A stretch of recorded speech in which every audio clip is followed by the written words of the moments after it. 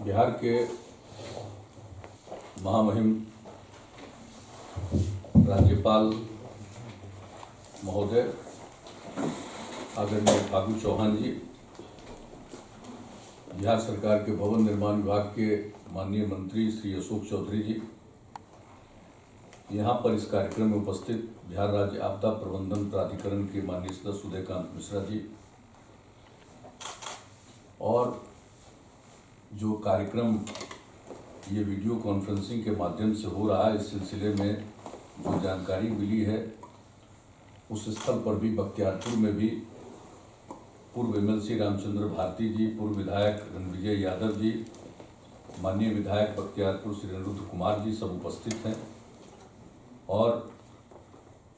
इस कार्यक्रम में स्वर्गीय सीलभद्र यादव जी के सुपुत्र सत्यानंद यादव जी,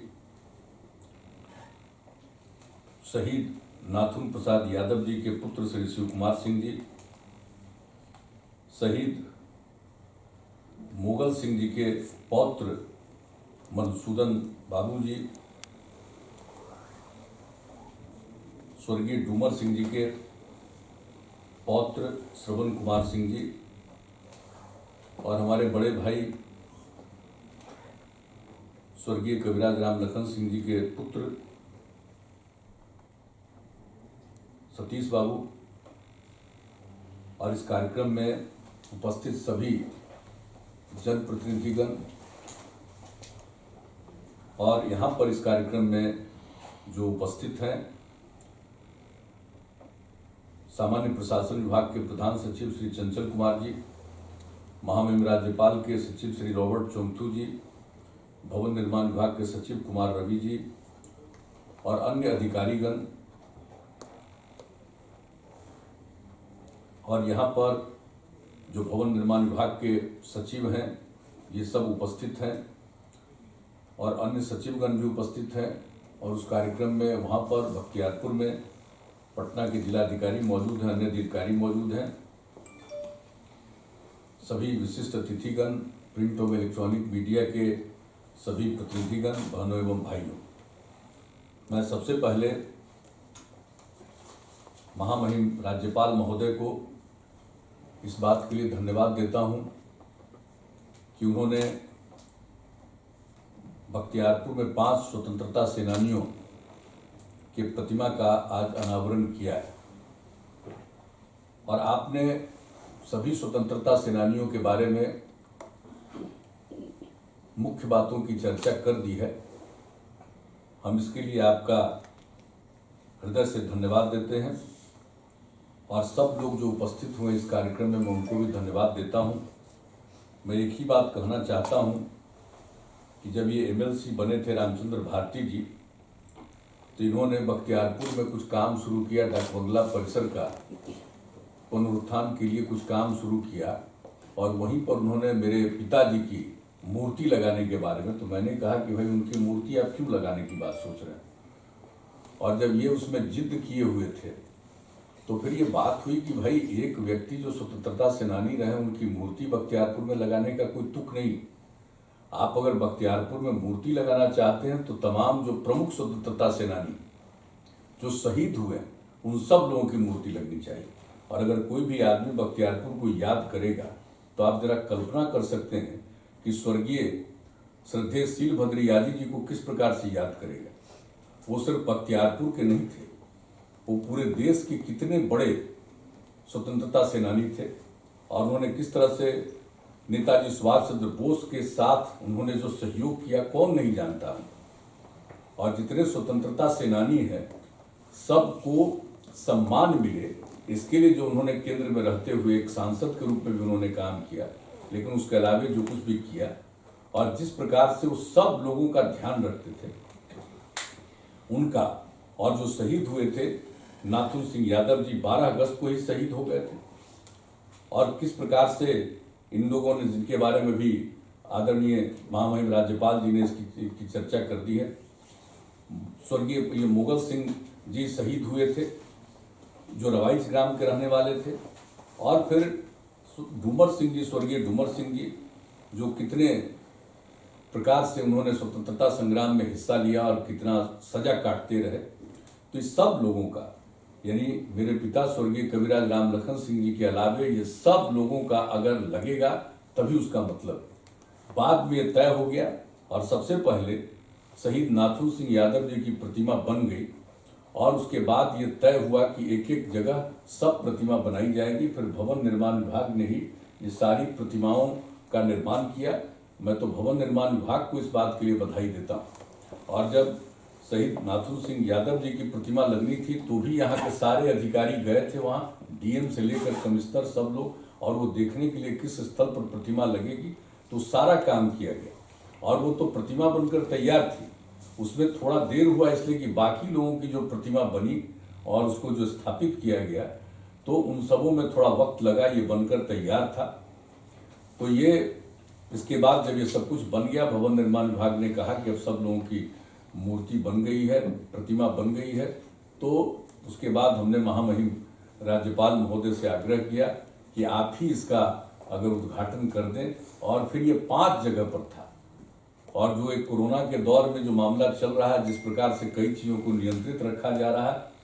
तो हमने यही आग्रह किया कि आप यहीं से, वैसे महामहिम राज्यपाल महोदय की इच्छा ये भी हो रही थी कि हम बख्तियारपुर क्यों नहीं चले, वहाँ जाकर के करेंगे। तो फिर इनसे यही आग्रह किया गया कि 5 जगह पर आपको जाना पड़ेगा और फिर वो काफ़ी समय लगेगा, इसलिए अच्छा है। और अब जाइएगा, जब वहाँ पर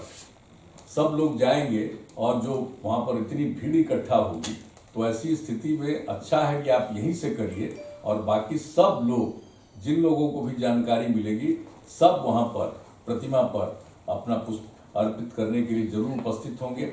तो इसलिए सब लोग आज देख रहे हैं हर जगह, यहाँ से हम लोग भी वीडियो कॉन्फ्रेंसिंग के जरिए देख रहे हैं, सब लोग उपस्थित हैं। तो अब तो मुझे व्यक्तिगत रूप से मुझे खुशी हुई है कि सब लोगों की प्रतिमा बन गई और आज सब इसका लोकार्पण किया गया है। तो मुझे तो इन सब बातों के लिए बहुत ही ज़्यादा जो महामहिम राज्यपाल जी ने समय दिया है, इसके लिए मैं तो इनके प्रति आभार व्यक्त करता हूं। और हर जगहों पर जो लोग दिख रहे हैं कि सब लोग विभिन्न जगहों पर वहां पर बैठे, ये खुशी की बात है। और जान लीजिए हम सब लोगों को, और अगर स्वतंत्रता सेनानियों की प्रतिमा का को रखा लगाया गया है और उसका लोकार्पण हुआ है, तो आने वाली नई पीढ़ी को एक एक चीज़ के बारे में मालूम होना चाहिए कि इतना ज़्यादा स्वतंत्रता संग्राम में लोगों ने हिस्सा लिया है। और हम लोग तो आज़ादी के बाद पैदा लिए, तो उसके बाद तो हमको अच्छी तरह याद है जब हम स्कूल में पढ़ते थे, और मेरा जन्म तो बख्तियारपुर में हुआ और पिताजी वहीं पर वैद्य के रूप में प्रैक्टिस करते थे। अब जो लेकिन कभी हम देखते थे, फुर्सत में रहते थे, तो हम लोगों को स्वतंत्रता आंदोलन के बारे में एक एक बात बताते थे और सब कुछ जो बख्तियारपुर के बारे में जाने, बिहार के बारे में जाने, देश के बारे में बहुत कुछ जाने, ये उनके चलते हम जाने जब स्कूल में पढ़ते थे, तब एक एक चीज़ के बारे में। तो आज ये अवसर मिला और सब लोगों की प्रतिमा को स्थापित किया गया है, तो ये मुझे इस बात को देख करके खुशी है। और आने वाली पीढ़ी जरूर इन सब लोगों के काम को जानेगी और उनसे प्रेरणा लेगी कि किस तरह से समाज के लोग सेवा करते हैं। और नई पीढ़ी के लोगों से को देखना है कि किस तरह से देश की आज़ादी के लिए कितनी कुर्बानी दी गई और कितना संघर्ष किया गया, और उसके बाद आज देश आज़ाद हुआ है। तो हम लोगों को इस देश को आगे बढ़ाने के लिए, बिहार को आगे बढ़ाने के लिए हम सब लोगों को अपनी भूमिका को निभाना है, देखना है। और सबसे बड़ी बात है कि जो आज़ादी मिली है, तो इसका जो सबसे बड़ा राष्ट्रपिता बापू ने जो दिया है उपदेश, और वह दिया है कि हम सब लोगों को आपस में एकजुट होकर के रहना, प्रेम का, भाईचारे का और सद्भावना का माहौल कायम रहना चाहिए। चुनाव होता है, सबको अधिकार है अपने अपने ढंग से वोट डालने का, लेकिन वह एक अलग चीज है। लेकिन समाज में प्रेम का और भाईचारे का और सद्भावना का माहौल रखना चाहिए, एक दूसरे के प्रति इज्जत का और प्रेम का भाव रहना चाहिए। हम तो यही आग्रह करेंगे। ये प्रतिमाएं स्थापित की गई और आज़ादी की लड़ाई में लोगों की भूमिका के बारे में जो बताया गया है, तो इससे सबक लेकर के और एक एक चीज़ को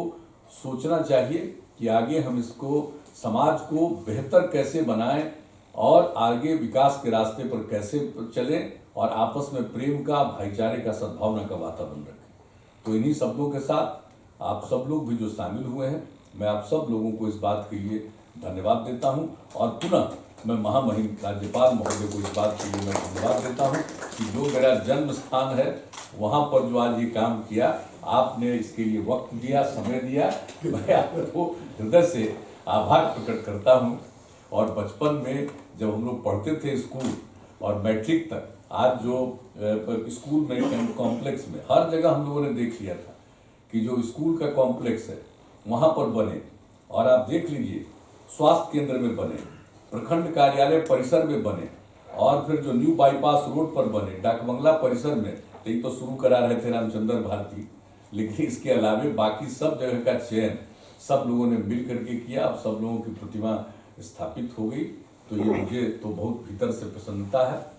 और आप सब लोगों को मैं धन्यवाद देता हूं। और महामहिम राज्यपाल महोदय ने जो इस बात के लिए समय दिया, इसके लिए समूचे लोगों को, एक एक लोगों को इस बात को सदैव याद रखना चाहिए। और जिस तरह से हम स्वतंत्रता सेनानियों को याद रखेंगे, उसी तरह से हमको महामहिम राज्यपाल महोदय को भी याद रखना चाहिए। इन्होंने ही सभी प्रतिभा का अनावरण किया। तो इन्हीं शब्दों के साथ मैं आप सब लोगों को धन्यवाद देता हूँ। माननीय मुख्यमंत्री महोदय।